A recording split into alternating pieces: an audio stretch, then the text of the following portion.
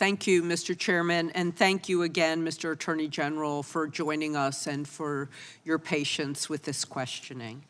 I'm honored to represent a diverse community in North Carolina.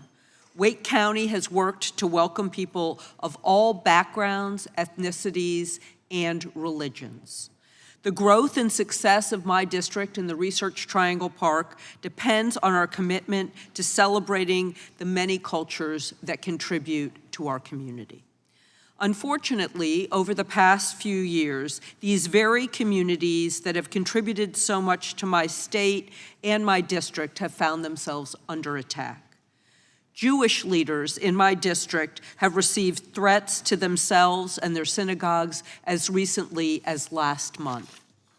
HBCUs across our state have locked down in response to bomb threats. Asian Americans in North Carolina and throughout the country have found themselves facing slurs and threats spurred in large part by the racialized language about the COVID-19 pandemic. The Southern Poverty Law Center reported in late 2020 that the number of white nationalist groups grew 55% between 2017 and 2019, noting that the rise in hate-based attacks coincides with the growth of the white nationalist movement. And the Anti-Defamation League relatedly found that white supremacist propaganda incidents occurred over 14 times per day on average in 2020, with a total of 5,125 reported cases, nearly twice the number of cases reported in 2019, and the highest number the ADL has ever recorded. This dangerous trend has continued in the last few years and has recently included, as active clubs have been increasing in their number and prominence. These active clubs started popping up in late 2020 and are a network of white nationalist groups that see themselves as fighters in training for an ongoing war against a system they claim is deliberately plotting against the white race.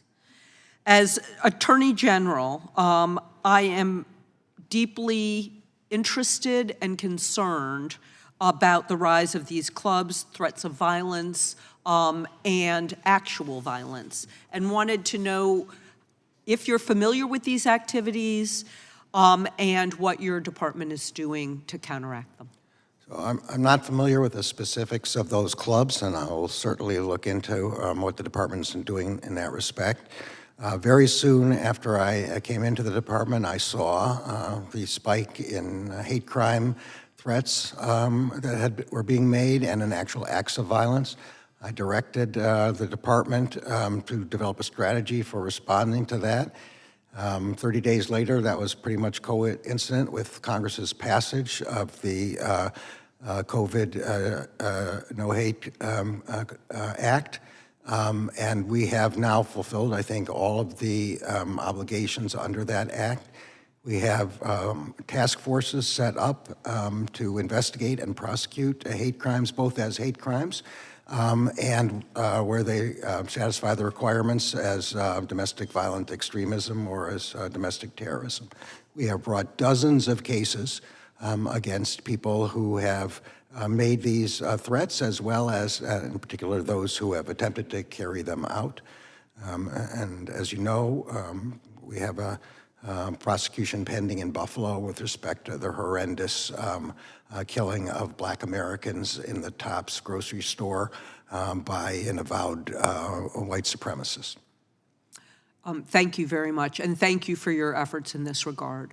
On a different subject with my last 45 seconds, North Carolina also saw the impact of cyber crimes with the Colonial Pipeline. Yes. And I'd like to know how your office is counteracting any cyber attacks and dealing with people who perpetrate them.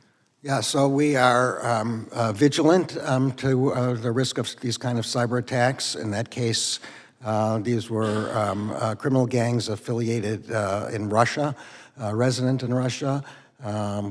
Fortunately, we had available intelligence from Section 702, which we were discussing a little bit earlier today, I have to say that's one of the principal sources of our ability to fight these kind of cyber attacks, whether they are criminal or whether they are launched by nation states, whether they are attempting to get ransomware and create ransom, whether they're simply trying, or also simply trying to exfiltrate our information, or whether they're trying to prevent our computers from working at all. The Justice Department has established a cyber task force for this purpose, a ransomware task force, and we are recently working on cryptocurrency in exactly the same way. Time of the gentlelady has expired. We want to try to move quickly. Thank you. I yield back. Attorney General, because we got votes and then we got to. Yeah, of course.